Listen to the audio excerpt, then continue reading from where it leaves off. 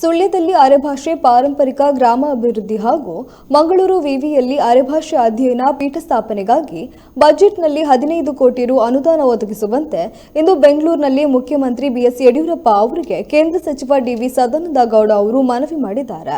ಜೊತೆಗೆ ಮೀನುಗಾರಿಕೆ ಸಚಿವ ಎಸ್ ಅಂಗಾರ, ಮುಖ್ಯಮಂತ್ರಿಯವರ ರಾಜಕೀಯ ಕಾರ್ಯದರ್ಶಿ ಜೀವರಾಜ್, ಪುತ್ತೂರು ಶಾಸಕರಾದ ಸಂಜೀವ ಮಠಂದೂರು, ವಿಧಾನಸಭಾ ಪರಿಷತ್ ಸದಸ್ಯರಾದ ಪ್ರತಾಪ್ ಸಿಂಹ ನಾಯಕ್, ಪಕ್ಷದ ಮುಖಂಡರು ಭಾಗಿಯಾಗಿದ್ದರು.